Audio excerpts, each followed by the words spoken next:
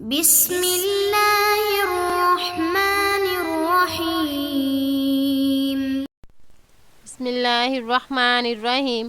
ہمارے آج کے سبق کا عنوان ہے نعمت اللہ علی بنی اسرائیل، یعنی بنی اسرائیل پر اللہ تعالیٰ کی نعمت۔ اللہ تعالیٰ نے بنی اسرائیل پر اپنی بہت سی نعمتیں عطا فرمائیں، اور ان میں سے ایک بڑی نعمت یہ تھی کہ اللہ تعالیٰ نے بنی اسرائیل میں بہت سے انبیاء پیدا کیے، تو ان کی وجہ سے بنی اسرائیل کی ایک خاص فضیلت تھی۔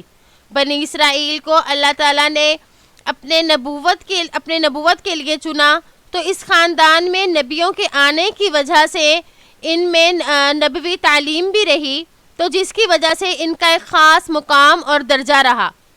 تو اللہ پاک نے اس کے علاوہ بھی ان پر کئی انعامات کیے، تو اس سبق میں انہی کے بارے میں بتایا جائے گا۔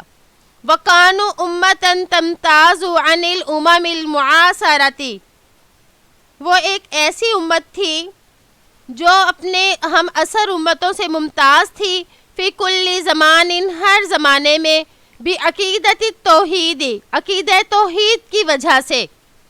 اور اس کا پوری لائن کا بامحاورہ اس طرح سے ہوگا، وہ ایک ایسی امت تھی جو عقیدہ توحید کی وجہ سے اس وقت کی موجودہ امتوں میں سے یکتا تھی۔ وَذَلِكَ سِرُّ تَفْضِيلِهِمْ عَلَى غَيْرِهِمْ، اور یہی ان کی فضیلت کا راز تھا دوسروں پر، یعنی دوسروں پر یہ فضیلت والی کیوں تھی؟ اس لیے اپنے عقیدہ توحید کی وجہ سے۔ وَقَدْ قَالَ اللَّهُ تَعَالَى، تحقیق اللہ تعالیٰ نے فرمایا، یا بنی اسرائیل اذکروا نعمتی التی انعمت علیکم وَأَنِّي فَضَّلْتُكُمْ عَلَى الْعَالَمِينَ، اے بنی اسرائیل میری اس نعمت کو یاد کرو جو میں نے تم پر کی، یہ کہ میں نے تمہیں جہان والوں پر فضیلت دی۔ اور فضیلت کا معیار کیا؟ کہ تمہیں میں نے چن لیا اپنے علم کے لیے اور اپنے نبوت کے لیے۔ تو یہ اللہ تعالیٰ کی ایک بہت بڑی نعمت ہے جو اللہ تعالیٰ نے بنی اسرائیل پر کی تھی۔ اللہ پاک اپنی اسی نعمت کو یاد کروانا چاہ رہے ہیں۔ نقران للجمیل، یعنی نعمت کی ناشکری یا ناقدری، احسان کی ناقدری۔ اللہ تعالیٰ نے تو ان پر احسان کیا کہ انہیں اپنے دین کے لیے چن لیا، لیکن انہوں نے اس احسان کی قدر نہ کی۔ تو احسان کی قدر تو یہ تھی کہ وہ اللہ تعالیٰ کے بتائے ہوئے طریقوں پر چلتے رہے اور کبھی ان سے گمراہ نہ ہو، لیکن انہوں نے اس طریقے کو چھوڑ دیا اور وہ بار بار بت پرستی کی طرف جھک جاتے، جیسے حضرت موسیٰ علیہ السلام کے دور میں بھی بچھڑے کی طرف جھک گئے۔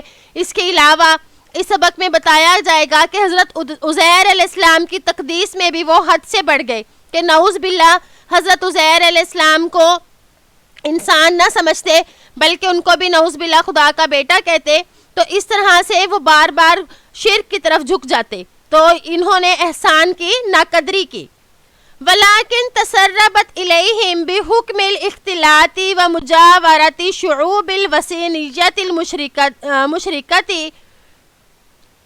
لیکن ان میں شرک اور بت پرستی دوسرے مشرک قبیلوں کے ساتھ میل جول اور حکومت کی وجہ سے راہ پا گئی تھی، کیونکہ ان کا میل جول بت پرست قبیلوں کے ساتھ تھا، تو بت پرستی کو دیکھتے دیکھتے ان کے دلوں سے اس کی نحوست ختم ہو گئی تھی۔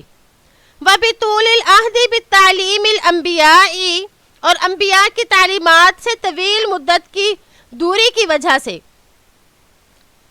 وَعَقَائِدٌ ضَعِيفَةٌ وَعَادَةٌ جَاهِلِيَّةٌ، ان کے عقائد خراب اور عادتیں جاہلوں جیسی ہو گئی تھیں، یعنی اب کافی عرصہ گزر گیا تھا کہ ان میں نبی نہیں آئے، تو اس لیے ان کی عادتیں خراب ہو گئیں۔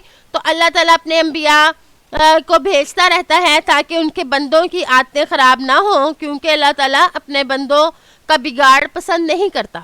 وَقَدْ عَبَدُوا الْعِجْلَ فِي مِصْرَ، انہوں نے مصر میں بچھڑے کی پوجا کی۔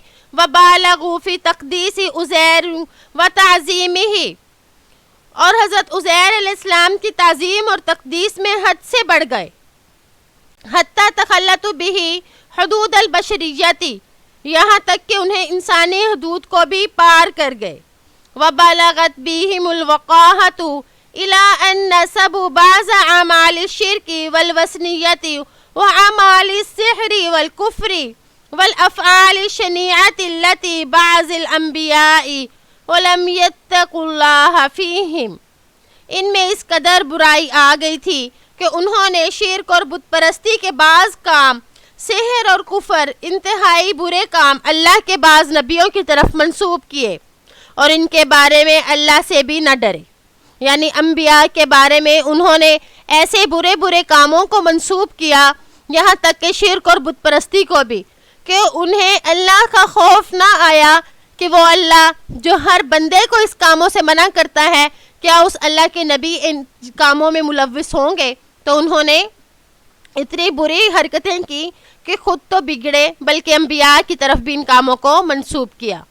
تو اس میں اسی کا بتایا گیا کہ انہوں نے کس طرح سے اللہ تعالیٰ کے احسان کی ناقدری کی کہ اللہ کی تعلیمات کو بھلا دیا۔